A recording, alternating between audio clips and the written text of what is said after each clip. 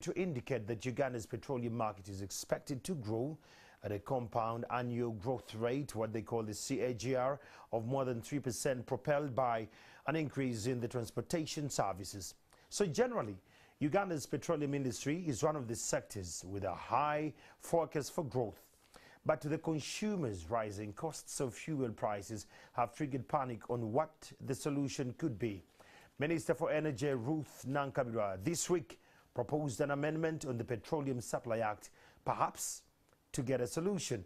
Dr. Fred Muhumuza and Robert Soona, both economists, are here to help us understand the dynamics in this idea. I'm Andrew Chamagran. This is On the Spot, and tonight we are digging deep.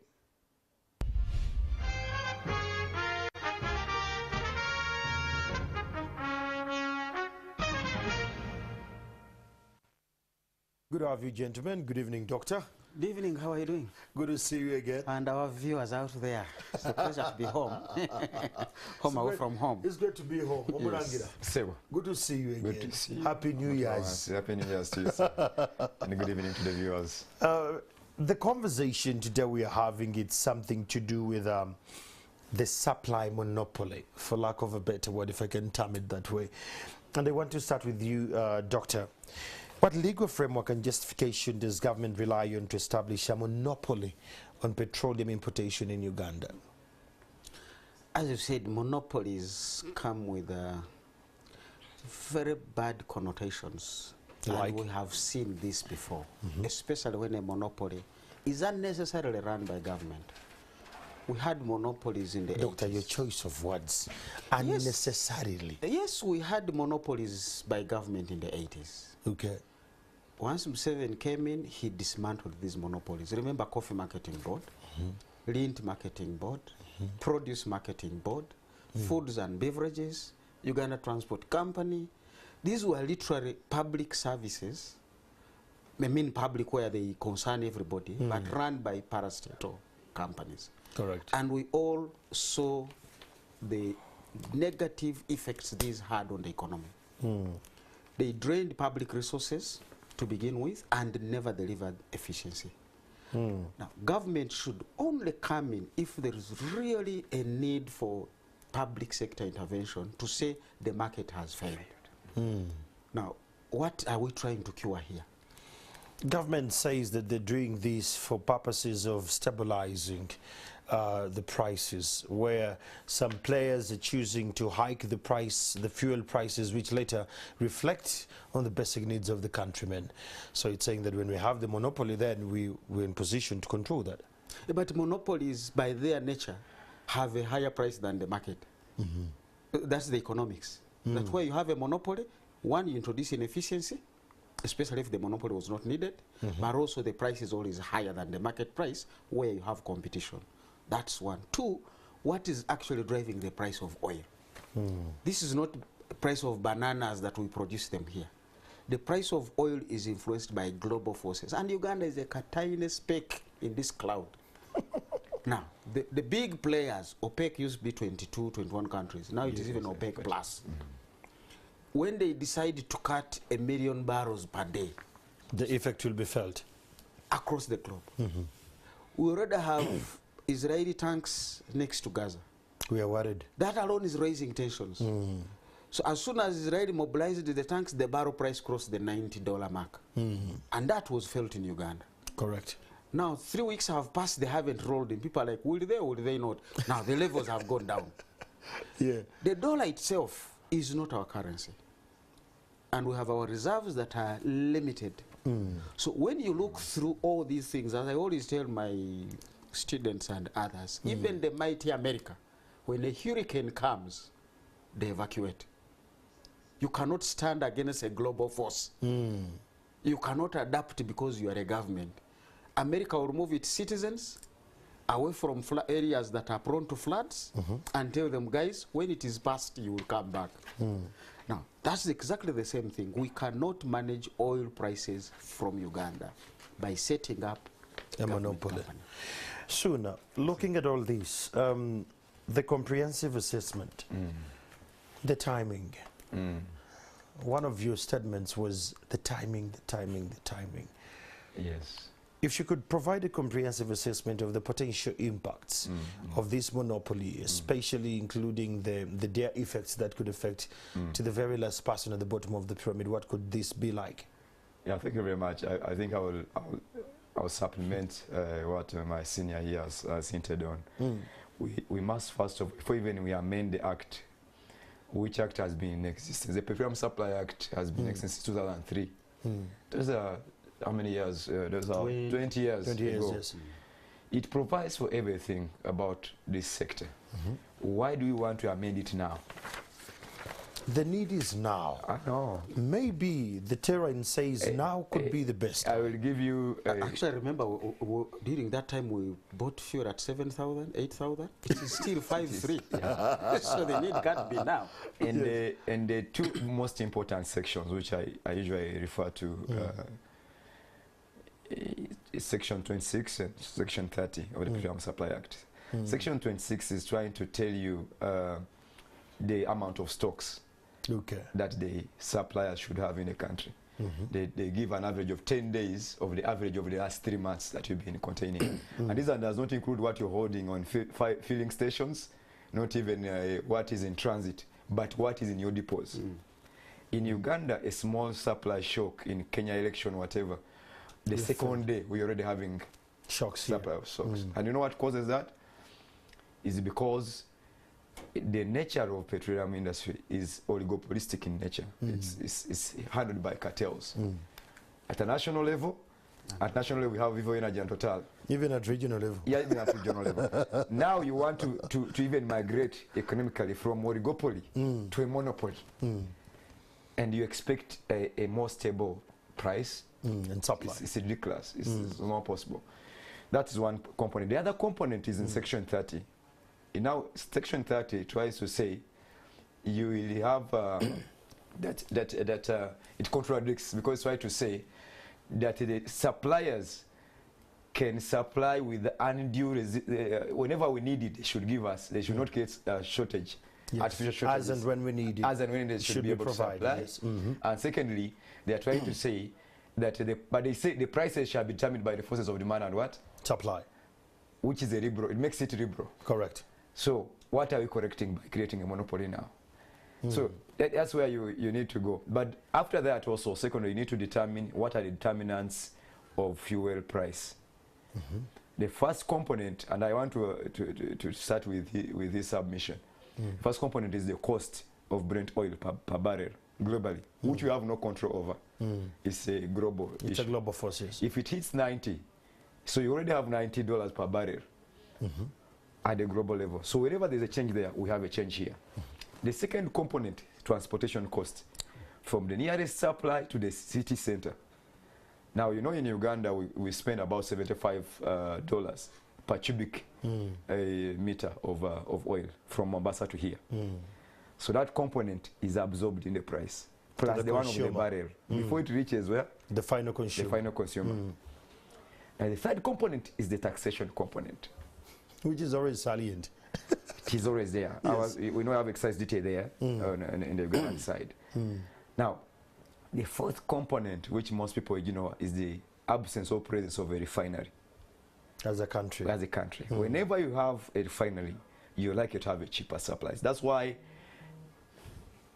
Kenya and Tanzania should have lower prices of fuel, yes. The final and most important is the regulation of the actors. And that's where you come in, Doctor. I want us to look at this. Of the actors. When you speak about the regulation, I want us to not to lose the global dynamics. Let's hang in there for a bit. No, get Doctor, I want to know, same as the viewers there, what does this proposal, or how does it align with Uganda's international trade agreements and obligations, particularly in the context of the World Trade Organization? Of course, the World Trade Organization is self-facing problems as we speak. Free trade is no longer free trade as we know. America will say Chinese microchips and I don't want them. Don't even bring them if you manufacture from anywhere, and the proceeds may go to China. But what they do not know, they have a stock exchange in New York where so many Chinese have bought into American companies and every time a dividend is declared, it goes to the Chinese wherever they are sitting. Those are the other dynamics you want to look at. So a lot of these things come out, but as he has mentioned, the WTO tries to free those spaces so that there is some competition. So that some that is healthy competition. Yes, some of these items go out. Because I may not have a refinery because of the cost of building and managing a refinery. A refinery is a monster thing. You're not going to establish Serena Hotel in the middle of Nakasongola. You can't. The market is not there. But you can do a small hotel of 20 rooms. And you're happy. And you're happy. So a refinery must have a catchment area that is big enough. And you should be able to refine the oil as it gets off the high seas. Because refined oil becomes very expensive in terms of insurance transportation. Because more risky. Yeah. Compared to crude. You have seen those trucks, the moment they topple over and people come, there is a fire. Yep. So insurance costs will also be higher. And those also come into the logistical movement. So WTO was like, if we can set up some parameters of competitive environment, the competition itself will lower the price. Now, we always try to make sure legislation avoids limiting spaces for fewer actors. Yes. Because it can get worse. If you legislate and say this space is only for this entity, and that entity fails to deliver. But if there is competition, one entity fails, another one delivers. Another entity fails, another one delivers. So we need to get back to those fundamentals of business, especially when you are dealing with petroleum. This is not maize that if maize is not there, people can eat cassava. If wheat is not there, we can eat millet. We don't have an option. We don't have an option here. So you don't want to really dare. Not so many available substitutes, yeah. Yes. You don't want to dare that space. And as he said, it must be continuous flow. Because the moment there is a small shake-up in Kenya, we feel it. Yeah. What if the shake-up lasts a month? Because the government company faced a problem. But also you have an idea. You don't know where these guys are getting their money from. Doctor, do you the millions of oil that you have talked about involve a lot of money, and if the law says keep 10 days of reserves, they have to. That is money you have sunk there just to comply with the law. Doctor, I want to ask you, do you feel that this proposal was not well thought through economically, but it's rather a political suggestion, a political proposal? In the context of the timing as well. I wouldn't even want to get it to a proposal. Let's get into a cardinal thing that many people are familiar with. The relationship between a boy and a girl, a man and a woman, that eventually materializes into a baby and a marriage. By the time you say proposal, that so-and-so has proposed to me, a lot of work has been. So I wouldn't even want to call it a proposal. I want to look at it as an idea. That is already turning into a lawsuit? An idea that is out there that government should allow a conversation and a discussion, then they will realize there is not even a need for a proposal. Thank you. Yes. So for you, you believe this is already something in motion we cannot stop? No, it should be stopped. And even if it doesn't get stopped, it will eventually stop. Unfortunately, it will stop the economy itself. Right there. So you don't want to walk into that space. So now let's go into the legal perspective here. Could you provide an analysis of the legal framework that the government is relying on to have these kind of proposals? Because there was already an Act 2003. Why are we coming in now? Where are they relying legally? Because yes, they know there could be some little bit of resistance to stop it, but where is government getting the power? I've never seen Honorable Ruth this determined. The tone, the choice of words.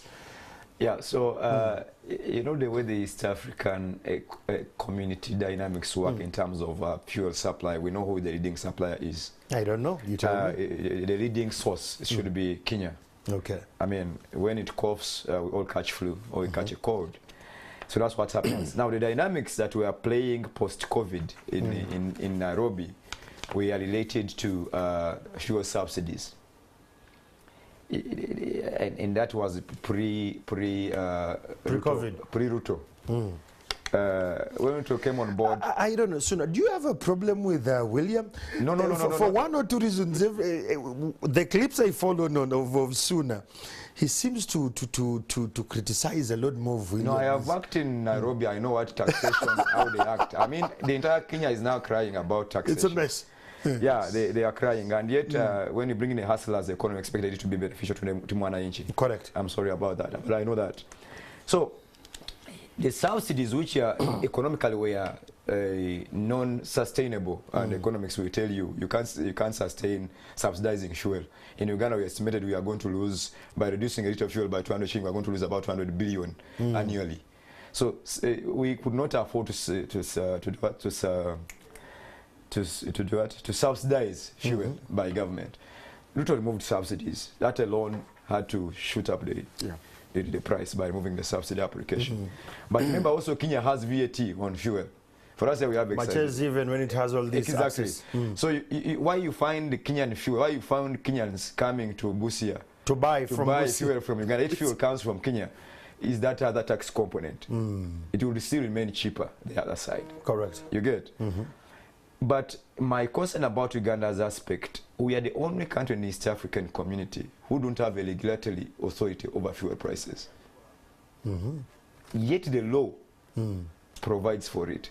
So I'm wondering why the law wasn't being implemented from 2003 to regulate these prices. It is in East Africa, it's only in Uganda, where petrol stations that are 50 meters apart are selling at different prices. It's crazy. You don't find it in Rwanda, you don't find it in Kenya, you don't find it in Tanzania. Do you feel this is it the lack of a political will to expedite on these to happen? Exactly, they should enforce the act provides for that.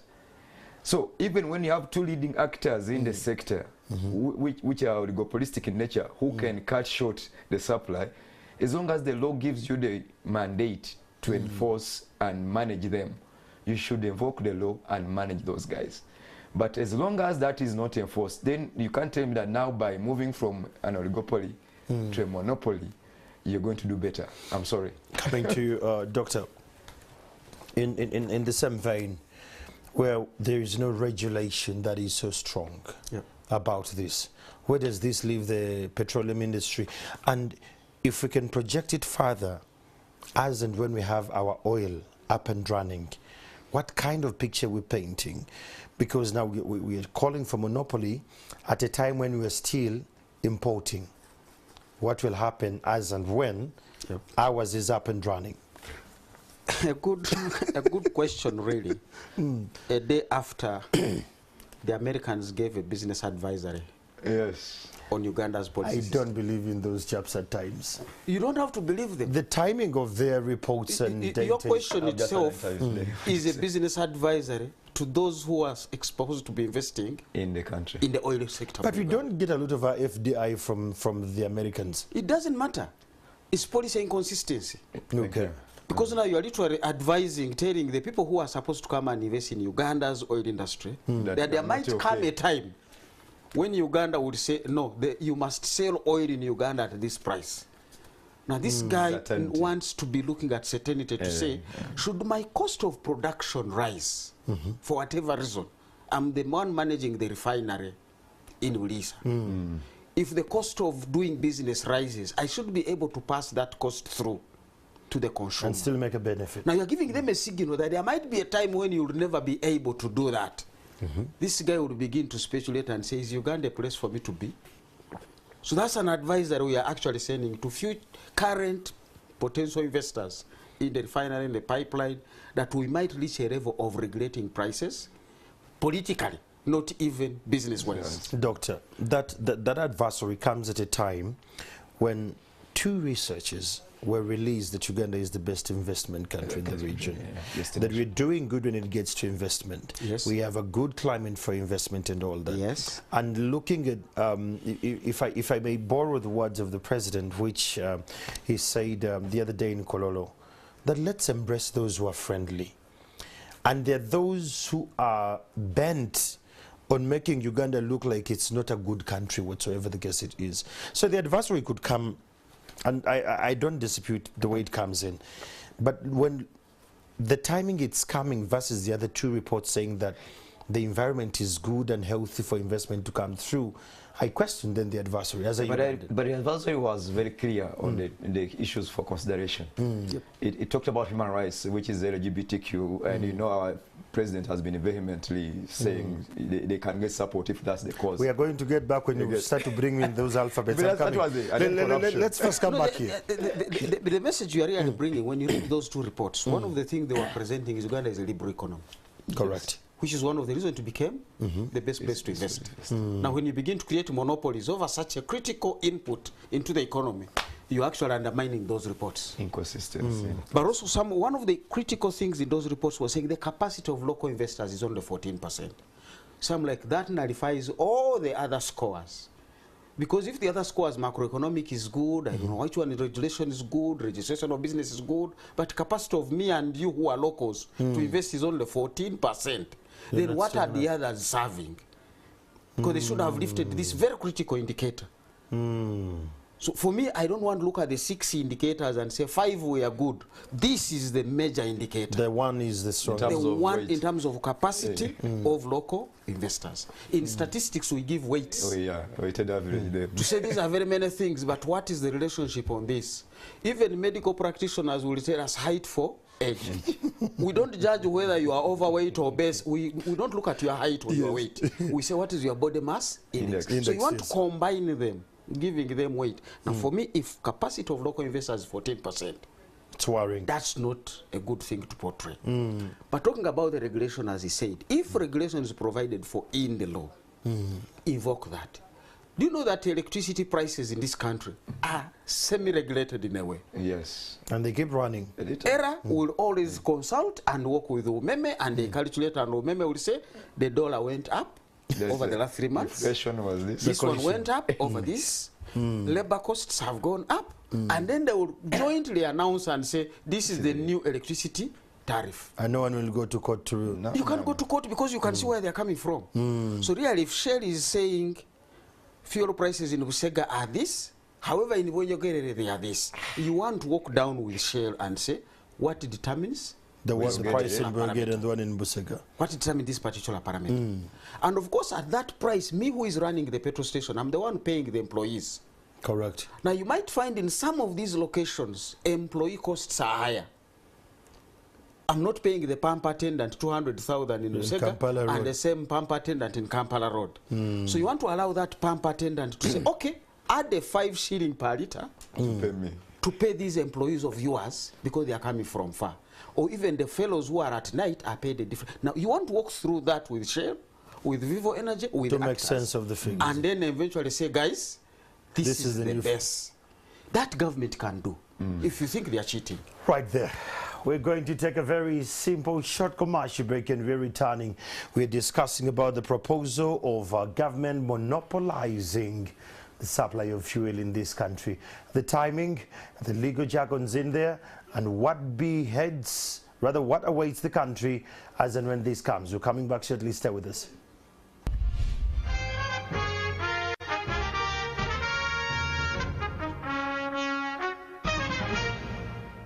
Welcome back, and thank you so much for being a part of the conversation tonight on The Sport. I'm Andrew Chamagiro with me in studios. I have Asuna Robert, an economist, and Dr. Muhumu Fred, equally an economist, and quite a lot more of your feedback is coming through.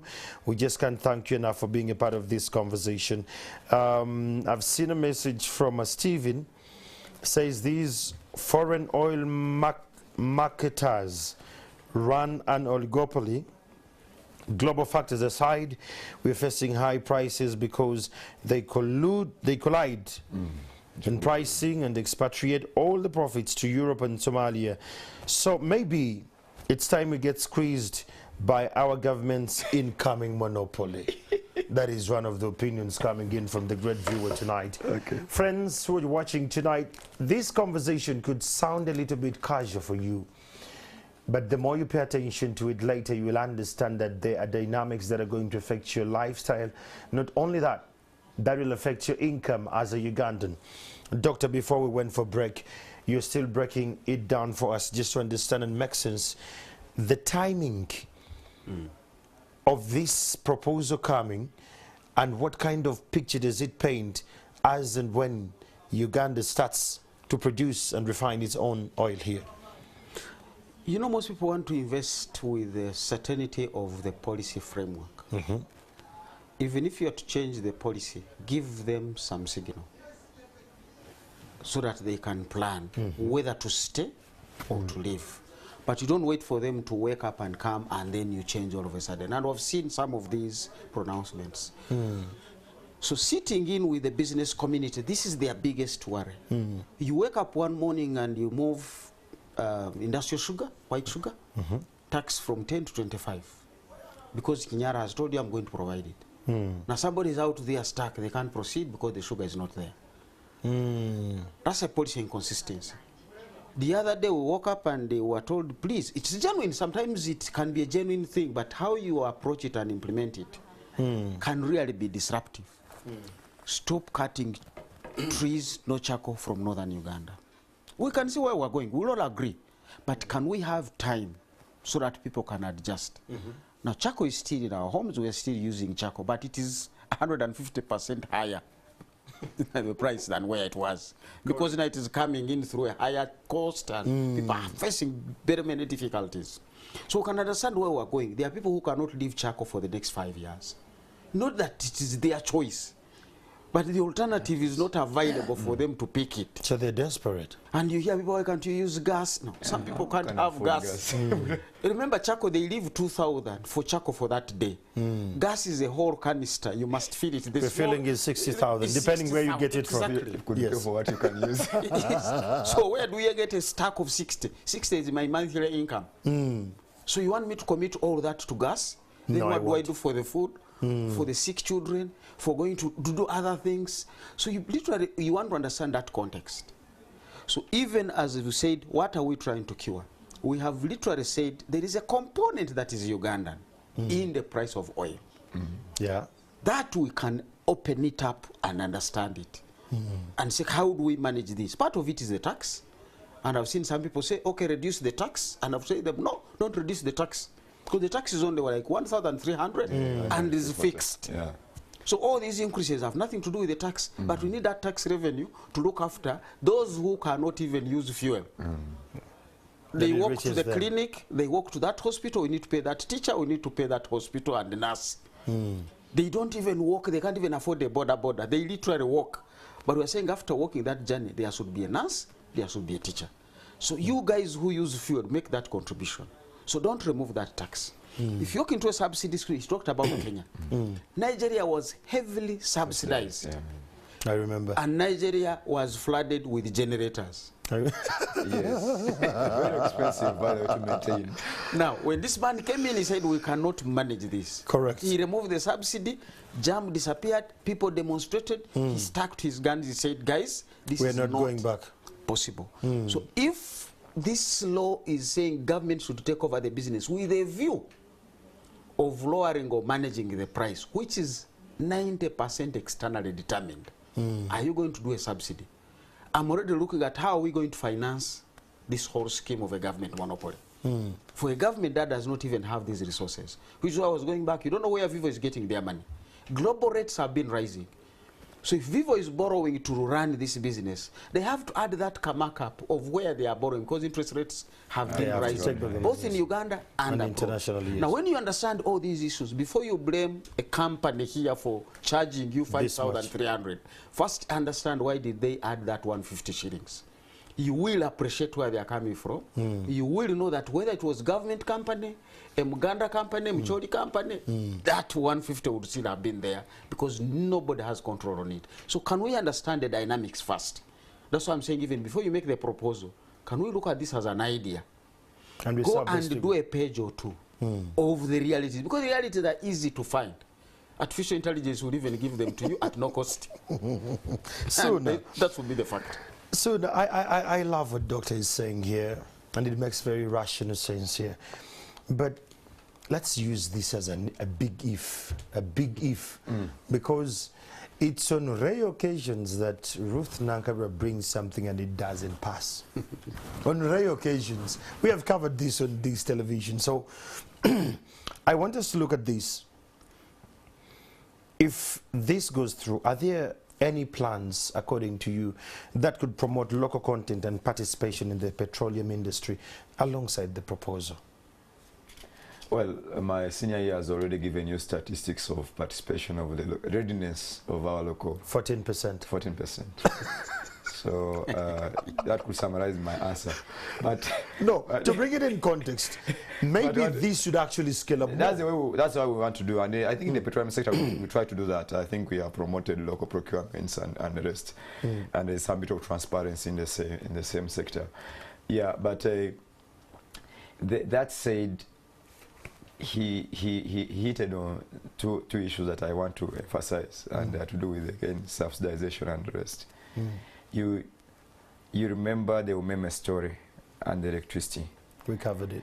We subsidized when Umeme was taken on board. We subsidized electricity to make it affordable for the people. And accessible to all. And accessible to all. 4 years down the road, government had not paid Umeme to a tune of 5 trillion. And women wanted their money. So we compared subsidization vis-a-vis commercial prices. And then when governments realized it is not sustainable, because you can't collect, that time we were collecting about 16 trillion, then you're paying 5 to, you want to pay 5 at once to areas of It's painful, it's heavy. So they say, just put the entire price in. People, those who can afford will do what? We'll take care and pay. We'll take care of that. You get. And then going on to the global dynamics now, it is winter already in Europe. Whenever there is winter, the demand of power and gas has to go up. We have no control again. So you cannot tell a local investor, I don't want to undermine our investors in the energy sector locally, but these global dynamics, not so many of them are so conversant with how they operate. So you may wish to cure one problem and create another. Because, as he said, 70 to 80% of the determinants of fuel prices is not controlled by us. What we can control is regulation and tax. Our tax has been a little consistent. We have not been increasing, at least. But the regulation. The regulation. Who are these guys? Who can, for instance, say that Vivo Energy is not able to create artificial shortages in the market? Do you feel sooner that there is a power and how will you increase local content by creating a monopoly? Sooner, do you sound like you believe there is an invisible hand running this agenda, that we are not necessarily having the regulator of the industry in terms of whatever that is, because it creates more space for them to play in whatever. That's what I'm saying. The law is clear. It provides for regulation if they want it, but they're not using it. And when you talk to the Ministry of Energy, if you remember, even when we discussed this post-COVID, when the prices were going high, the Ministry of Energy were saying, no, the economy we are running is a liberal economy. Correct. Prices are determined by what? Forces of demand and supply. And even Economics 101 will tell you there is nowhere you have prices being determined by demand and supply and you have a monopoly in the same. It is a quasi, then it becomes a confusing market structure in my own opinion. So I don't think a monopoly can realistically create full participation of domestic actors when you have a single regulator in the same. It can both favor even the importers and even the local actors. I think the local actors will be, the local content arrangement would be even better when it is more liberal than it is now. Doctor, this brings me to you. Are there any historical or international precedents we can borrow from where such a monopoly happened and what became of that monopoly? I think it's one of the things we say, it may not even have been like Nigeria. It literally wasn't, you wouldn't call it a monopoly, but a government action had literally run the entire oil industry as a monopoly. Even Zambia, Burundi, Malawi. We have seen these cases. Africa, by the way, is not short of refineries. 15 years ago, we were discussing a refinery, and I was tasked and leveraged with my friends at the World Bank. I said, well, were you discussing a refinery for Uganda? For Uganda. 15 years ago? 15 years ago, because this one we found the oil around 2007 and what, and then there was this conversation, should we do a refinery, should we not? We said, well, let's look at the history of refineries in Africa. There were 15 refineries that were non-functional. Nigeria had 5. None of them was non-functional. Yes, because with all the expenses the it comes. in it, yeah. With all the population is bigger, the vehicles are more, they have more oil, but a refinery is a different trade. So legislation can really create something that is like a monopoly, even when it's not there. That's why you want to free that space. Because they might be actors, but the moment you bring a regulation, you begin to cap their decisions, which decisions are what benefit the market. And nobody should actually come and say government has not done anything already. It is a free market, but the government of Uganda is taking some moderating action through the central bank. Because the central bank is managing the dollar. If the central bank was not active in the dollar space, possibly the dollar would be at 4,000, and then the oil price would be at 6,000. What is happening in Kenya? 148 now. Because when it comes in at the international price of the barrel, we convert it into local shilling via the dollar. So as long as Bank of Uganda is active in the dollar space, you want to recognize that alone. And they have been very active of late to try and manage imported inflation. Part of it is through the oil price. So it is not true that government has slept. Like I saw some members of parliament saying, why aren't you doing anything about this? No, the central bank is doing something about this. We only need to understand how macroeconomics works. Operates. So the central bank has acted, but it has limitations. And this is what the challenge is. Our reserves have been going down. And even when they go up, because international prices are going higher, you need more reserves to do the same thing compared to 1 year ago. And I'll give an example. I think around August, September 2022, $3.6 billion was equal to 3.3 months of imports. Meaning that money, if you just used it to import things, you could import for about 3 months and a third. Covered, yes. The same 3.3 months of imports, now you need $3.9 billion. It's gone up, the inflation. So the reserves are bigger, but they are giving us less because of global inflation. Now, these are the things you want to factor in to say, if we chase away Vivo, and we begin to rely on a public company, which must go to Bank of Uganda to look for the dollars to import the oil, where are those dollars? So I really want this conversation. Honorable Nankabiro has stated her facts from her side. Oil prices are part of the global price economics. So this conversation needs to get to the Ministry of Finance. And that's why our laws provide for a certificate of financial implications. So I want the Ministry of Finance to get into this discussion. Into this conversation. Is this something our current budget can afford? I don't think so. The timing. But just briefly, someone here says, this is Agre, says, great conversation in TV, but you didn't invite anyone from Energy to give us the perspective.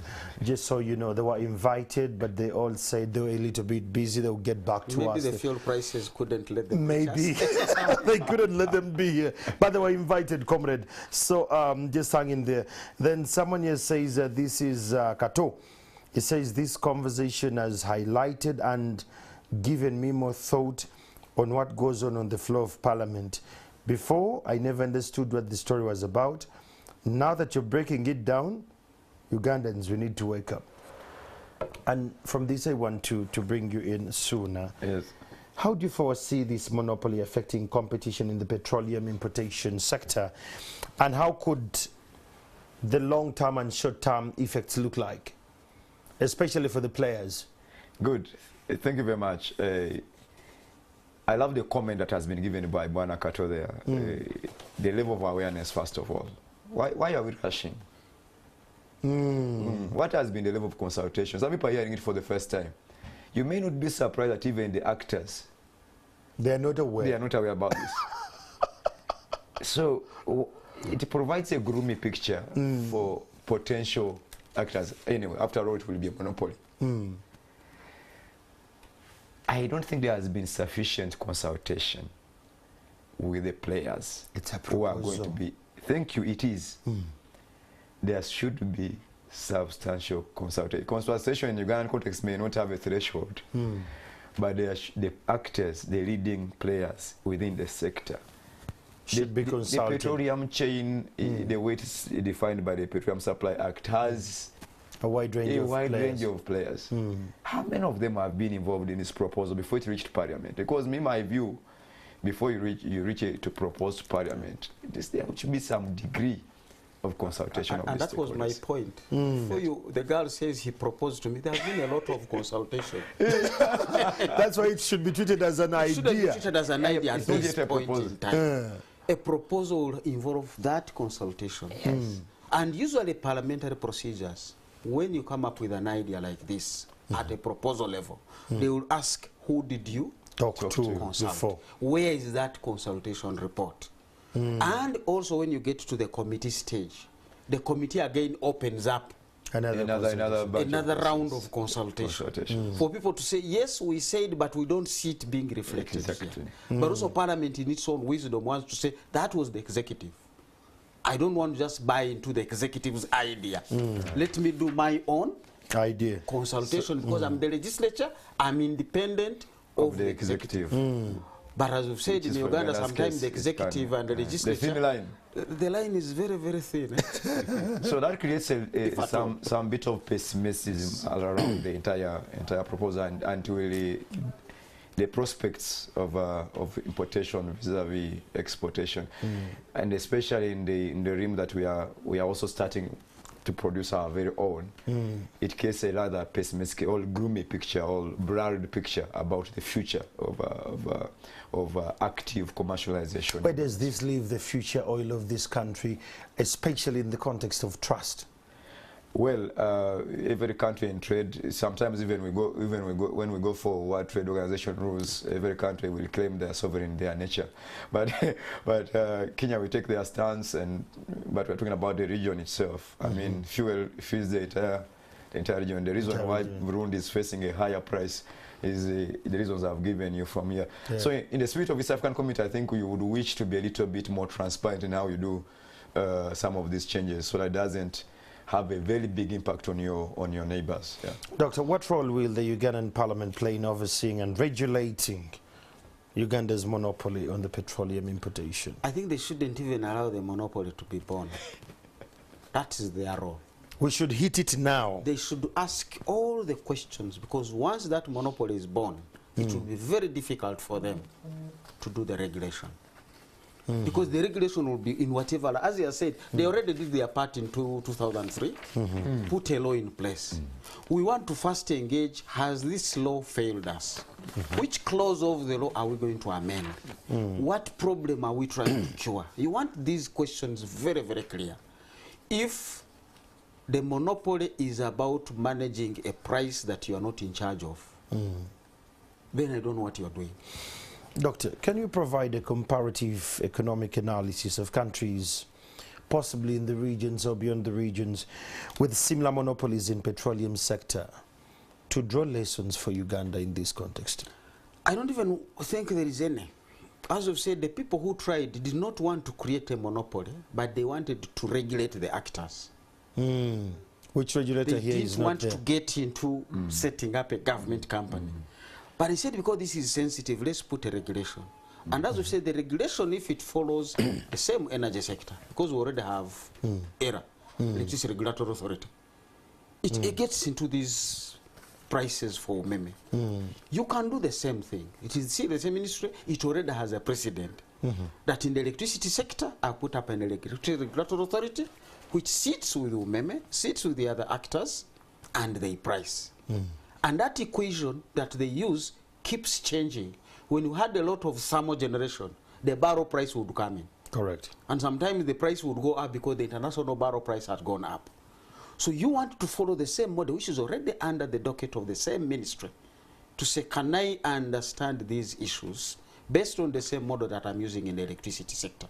That it can pass on this side of Then they can pass that lesson here. I really want to see that conversation, and we are ready to engage, provide whatever energy that is needed, but we don't want to walk into the lion's den. With the proposal. With a proposal. Friends, you're going to bear with me sooner. We're just going to take a break. Give us your feedback on Twitter. The hashtag is on the spot. ask a question if you have a question to ask and give us your opinion. And where we're heading, we're going to have some phone calls. You can call in and you give us your opinion as a Ugandan. It's a conversation that is very sensitive. Today it may not make sense to you, but where we're headed, this precedent could change the tides of our country. We'll be back shortly. So, Dr. Zambia.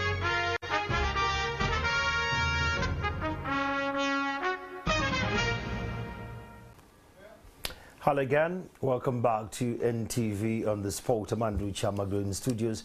I have Robert Suna, an oil and gas researcher, as well as Dr. Fred Muhumuza, an economist.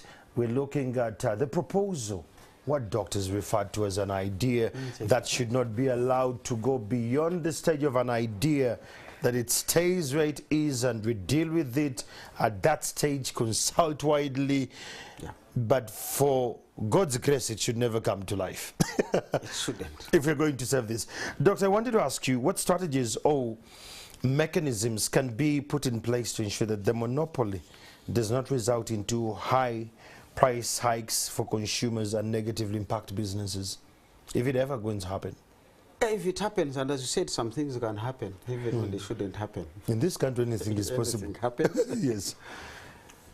One of the other things, leave alone cost. There was a time we felt cost of credit was not the issue. Correct. But accessing money was the issue. Now everybody is back debating interest rates because accessing the money is available. But there was a time in the development world, the question was, can you access credit? Money. At whatever cost. At whatever cost. Because access was the problem. So when I hear people discussing interest rates are high, I'm like, you know, okay, they have the money. we solve the other problem. Yes. Because now some money lenders are available. Yes. If UCB is not there, there is Stanchart. If it's not there, there is Centenary. There are all these the options are quite many. Including circles. The options are available. We are now discussing a second category interest problem. Rates.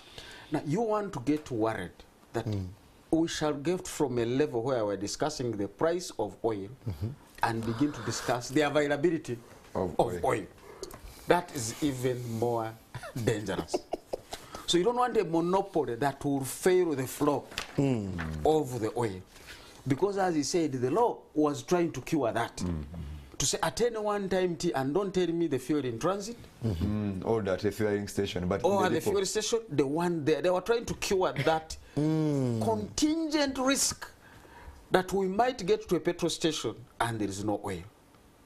Whatever money you have. And we've seen people with jerrycans in Zimbabwe, yes, in Zambia, even in Kenya. Some of the people who have had this, even in Uganda who had these long lines, you don't want to go back that your monopoly failed to deliver and there was no alternative. And I've seen petrol stations here who you pass and they have no fuel. Yes. Yeah, they say because their chain failed. You branch in, you find even they have put 0 zeros on the board. No fuel. No fuel. Some of them will not have put them, but as you come in, they tell, but you know it's next door. Because if this is Vivo, then certainly Total has not failed. If Total has a problem, that particular Shell hasn't failed. But if it was a monopoly, you can literally get into Kampala and there is no fuel. And for some of us, I know many Ugandans drive Katara. So you don't even have an option to say, okay, let me put in enough to take the car home and I leave it there. You are going to get stuck between that point and home. And before you know it, the road is littered with. So you want to avoid that situation where we stop discussing the price and we discuss the availability. And there will be genuine need. This particular operation that must happen in a hospital, Umeme is off. The hospital, people have raised their money. They want to run that generator so that the doctor can perform. There is no fuel. And there's no fuel. And you lose those. Those are the economic implications, as you have said, how it begins to affect the economy.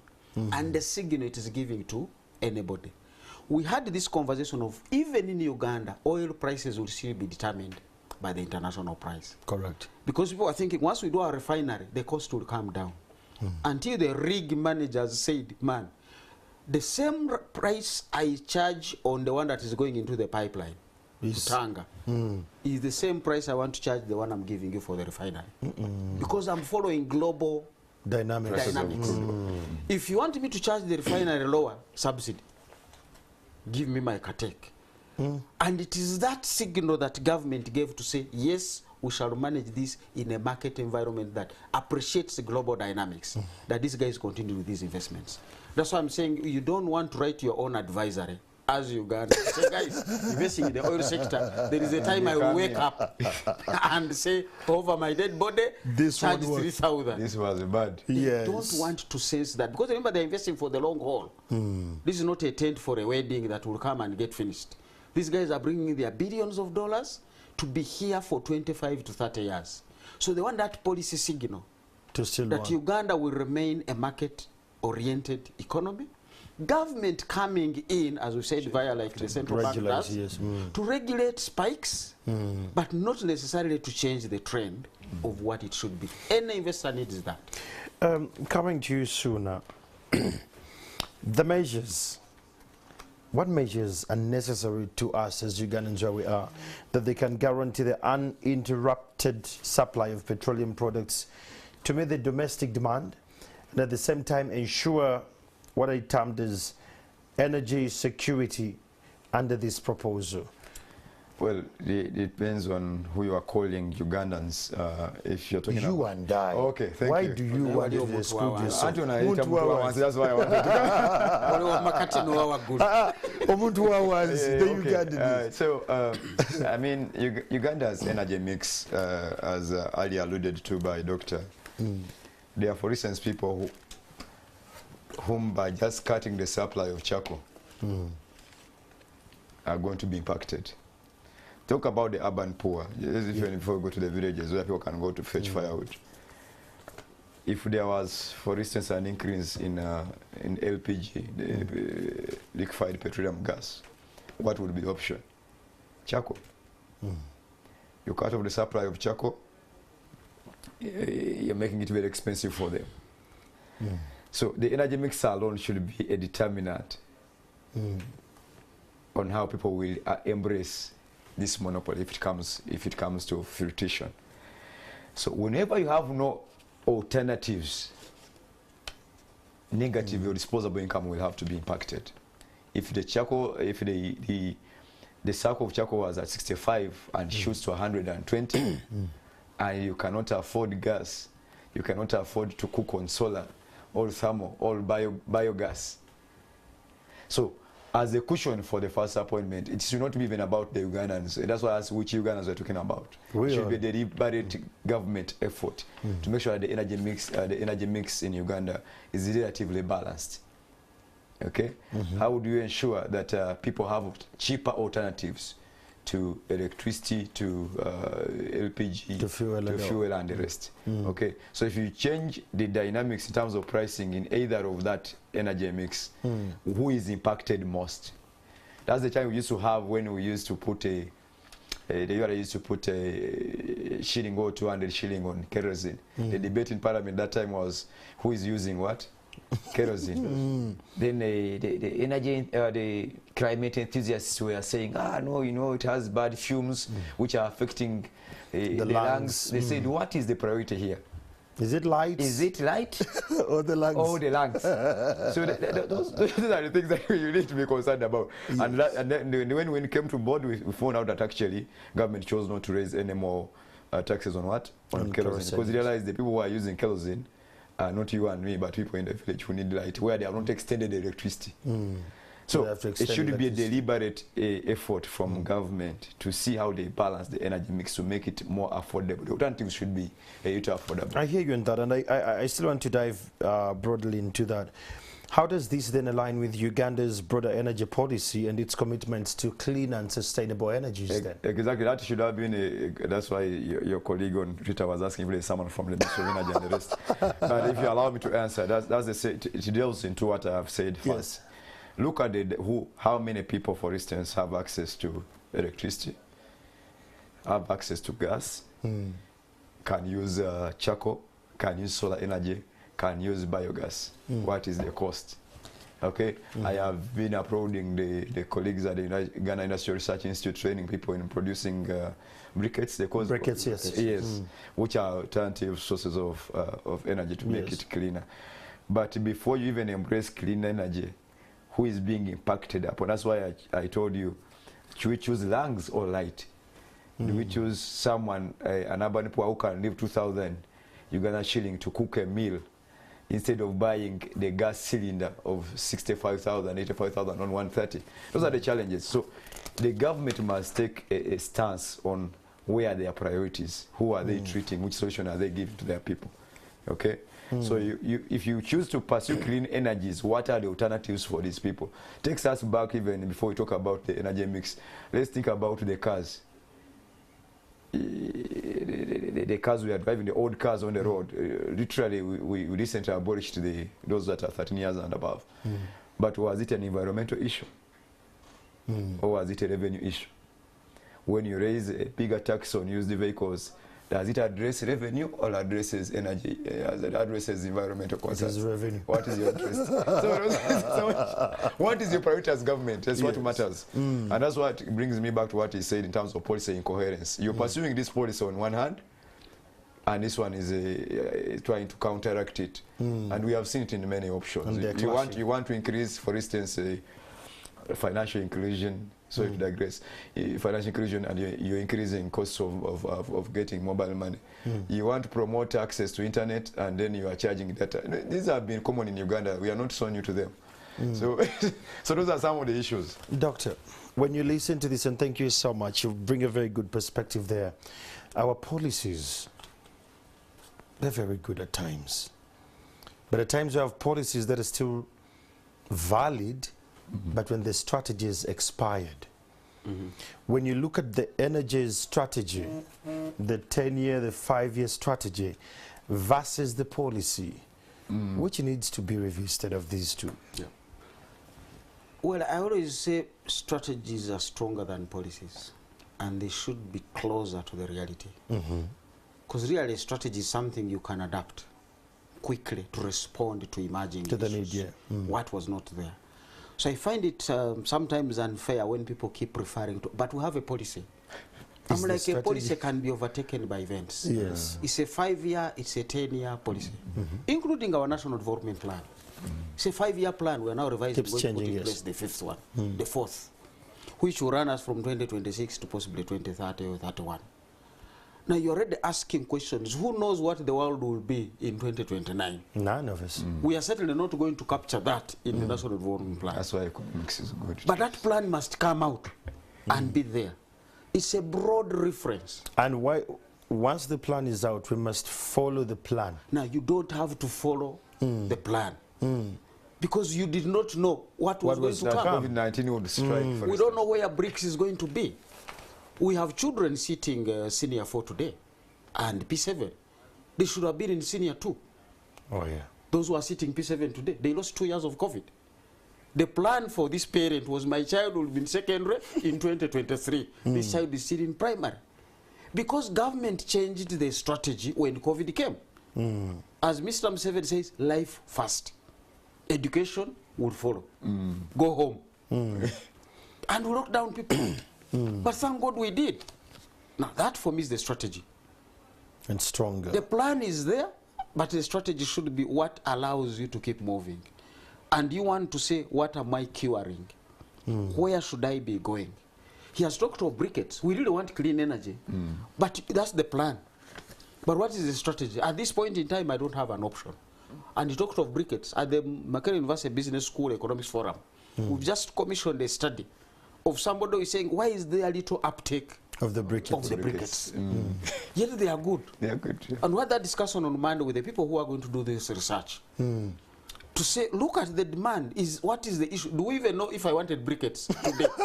Where are they? You better share with us that research, because it will inform the energy conversations. Yes. Where are the briquettes? So sometimes you want to ask and say, did people just become adamant and they want to continue with charcoal? Or is what I am prescribing in the plan not having the right strategy at this point in time? Sooner, as we are going to open the calls, please be on the alert. Those who want to contribute to this conversation, we're going to give you the numbers that will be on the screen, and then you'll call in and give us your opinion. Sooner, if you can elaborate on the open tender system in Kenya, that the minister depended on to give this kind of option, and how it works and how it affects the fuel pricing, and the Lawad policies that they're in it, and how do we play in that dynamic? Yeah, open. You know, we have a saying in Uganda. Yes. Amagezi muliro. Ogukugwako ugende wa mulirwana. We went to Kenya. You have to leave fire with your neighbor. So, from that angle. Yeah, the Kenyan model, open tendering, is not a bad option. What goes into the dynamics, and this is why I wanted to ask, when we compare the prices, people are still asking, why is the Kenyan price of fuel not even lower than the one of Uganda? It goes back to the dynamics of what goes into the pricing. And these are the 4 or 5 issues I gave you. The price of crude oil, which affects every country globally. The transportation from the importation port to the nearest city, the tax component, the regulation, and the presence or absence of refinery. Now, Kenya does well on almost 4 of those aspects. But their tax component is higher than anywhere in East Africa. 16% VAT on fuel. And you know who prescribed that? It's because of their relationship with our friends in the IMF and the World Bank, who dictate what we call a fiscal policy and the other regimes. So because of their relationship with those lenders, sometimes they influence how the fiscal system operates, which we have not largely over-allowed in our country. So it's a good model. But doesn't work for us. But doesn't work for us. The same way their subsidization policy does not feed into our economy, and I applaud our ministry to have refused it here. So Kenya's economic dynamics may look similar in the East African context, but the economy is a little bit peculiar, and I don't want to, you know, when you borrow, you don't take the entire, you know, get some basic whatever from there. You don't take the entire. Just pick a few. And then customize it to your need. And then see how it moves on. Yeah, you don't take the entire thing and allow it to. You want to supplement on that, Doctor? Yeah, I think there are lessons to pick up here, especially on the issue. He has listed the cost. In economics, one of the pricing mechanisms is cost plus pricing. Before you charge me an omelette at 5,000, I want to understand what was the cost of the egg, the cooking oil, the onions. Now, here it is very easy in the oil industry to apply cost plus pricing.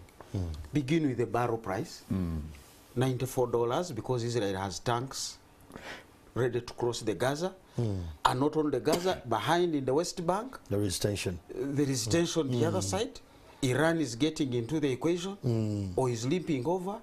Ukraine and Russia is not yet resolved. That feeds into that 95. And that 95, as we are saying, winter is coming. Europe is going to need more oil to warm up. We are also having the European Central Bank did not increase interest rates yesterday, meaning they are now into the mode of allowing the economies to grow. This will increase the demand for oil. You factor in all these things and say, globally, what was it? Logistics and freight and insurance. You add them in. Moving a container, a cubic meter from Mombasa $75 to Kampala, the 75, put it in. So we can really work out this, and then we'll be able to divide and say, Total and Vivo Energy and Shell and whoever, can you explain the 100 shillings that we are unable? So you stop discussing in the generalities of fuel prices have gone up. You have now reached a level where you're like, it is 100 shillings, or it is 50. And as I've said, they will give you that explanation. So for this idea, that's why I want to keep it as an idea. And I'm really happy that Minister of Energy has my friends. We want to engage this idea before it gets into a proposal. So even if it becomes a proposal to go to Parliament, it will be backed up by the two ministries. The Minister of Finance and the Energy. And the Minister of Energy. And energy. And it will be clear what are we trying to cure and whether this is the drug. I quite often tell people sometimes diarrhea, the only thing you need to do is drink, stay And near hydrate. the place of convenience, it will pass. And as doctors say, only if symptoms persist, Seek medical that's when attention. you should come to us. Because your body is already solving the problem. Some of these problems get solved by time. By time. There are quite a couple of feedback here coming through, and we want to appreciate those of you sending in feedback. Some Ugandans are getting much more agitated. Someone asks a question, he says, but when do they ever wish Uganda well? But the minister's contention was the fuel prices are high. If we have monopoly, government can control the prices. Now, which price, as I've said, 90% is foreign sourced. Which is a global one. That is... the highest in the community. But And by the way, government has a good policy. That policy of not using ad valorem, to use a fixed tax. that excise duty. That is per one of litre. the best policies. If they had done it on value, we would be in We trouble. would be in trouble. Okay, more feedback here coming in saying, thank you so much for the conversation, gentlemen. The only problem is you don't have a woman there, but nonetheless, it's a good conversation. What we need to know, what does the Ministry of Energy, when does the Ministry of Energy hope to engage us as Ugandans? Yeah. And can we engage in these conversations? My question, though, to the experts in the studios, are our opinions mattering at this point in time, or it's something already in motion we can stop? No, of course, things will move. We can engage it, and that's what we are doing. So I want to believe this conversation is being listened to. TV has a wide coverage. Correct. And as we've said, members of Parliament, this is going to go to them. What the minister put on the floor of Parliament, this is not already a proposal to amend the law. Yeah. So there is still a lot of coverage for time for consultation, and time to go to Parliament, and time for Parliament to engage us, because it is within the requirements of Parliament that when a bill goes, they open up at the committee level before the second reading. Okay. And we make our input. Very final question. Where does this leave Uganda and the investor confidence? At a time when all this is happening, as Ugandans, we are that conversation of middle class and investment environment and all that. Where does this leave that conversation? Of course, for Ugandan, this is a confusing timing, I must say. I mean, you've just had the advisory from the US telling people that because of non-observance of human rights relating to LGBTQ and because of endemic corruption, that's how they use the word, they are advising investors not to, investors are risking to come to Uganda. We are playing with global economics and geopolitical wars already that are existing. We are just recovering from COVID-19. It gives a pessimistic picture about Uganda's investment climate. However, there are those who are also very opportunistic, and they are feeling that the future for Uganda is bright. The economic outlooks are all showing that we are going to be better than we were last year. So it gives a more contradicting aspect and leaves people in a rather non-certain or uncertain position.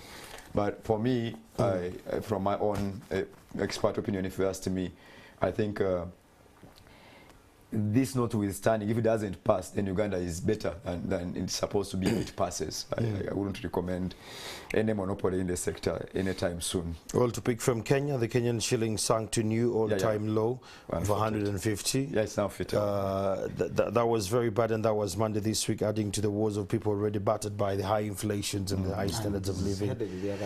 And that already is happening in Kenya. What should we wait for, Doctor, in our side as Ugandans? And while you're giving your parting shots, equally give us how best can we engage this? Because the statement that was made by the minister was to regulate the prices of fuel, that then the effects will trickle down to the very last mile of the pyramid, that Ugandans can afford basic needs and all. But according to our conversation, you realize it was not an economical discussion, but rather political discussion. If there are other many things that really affect the common person, that if there was to be regulation, that is where it should be looking. And we have had this conversation, school fees, health. And we all agreed and said, please don't dare, because you don't know where the school owner borrows his money. You're not regulating where he buys his food for the children to eat. Yes. You're not regulating where his teachers sleep, because part of what is paying them, so leave that space alone. And thank God government listened to that space. We could have regulated drugs, but we don't know that industry as well. And people are making money. I've seen pharmacies in this drugs industry, because sometimes it's not by kilograms. The smallest tablet is expensive compared to this, because of content and those issues. So we have not regulated there, but thank God, as I've said, a lot of drugs are available for Ugandans, because the industry is moving. The only regulation there is quality of and the competence of the actors, and NDA is doing a good job. NDA is doing great, yes. So sometimes you want to say, fine, I'm coming in, but can I let the players play? Like a referee. A referee is not a player on the pitch. But he's leveling the game. But the guy is always there, and because of that confidence, the 90 minutes end well. People are fearing red cards, others yellow cards, others tackles, others what. Sometimes he's also assisted by VAR. That should be the role of the public sector. Don't come in to dispense oil. Because that is, first of all, a costly business. We can't walk into that space because we do not have the money to set up that company and give it the working capital it needs. The private sector is already sourcing from wherever, local, global, and all sorts of things, and their network. Let them operate that space. We can cure this. As I've said, it's an idea. We are able to engage. We have enough friends and listening people, seasoned in the Ministry of Energy and the Ministry of Finance, who have been in these policy spaces. We have precedents of monopolies. And they were not good. We have been there. So the evidence is on the table. If anybody needs it, we are going to present it. It is our duty, both to the ministries and to Parliament, if this continues to that level. But this is not a time to make such a grave mistake in such a sensitive sector as the oil sector. Thank you so much, great man. It has been such a great conversation. Suna Robert, a researcher in oil and gas, and of course, Dr. Fred Muhumuza, an economist at that. As a countryman, I think today you have a chance to post and ponder about this. And thank you so much to those who tried to send the messages, and we read a couple of those we could. And those who tried to call, sorry for the technical glitch. But every night when we're having these conversations, especially on Thursday, as a Ugandan, you have a duty to be a part of the conversation. Sitting back and you say, that's not my part. Guess what? When time comes and the effects are coming down, we're all going down the drain. So the better you actually engage in these conversations, allow your voice to be heard as and when these conversations come up, even when they come for consultations, just like Suna says, please go and be a part of that. Let your voice be heard. Let your opinion be heard. The more you speak about these issues, the more we are going to save our country. My name is Andrew Chamagdan. It has been a great honor to have this conversation with you tonight. Have a good night.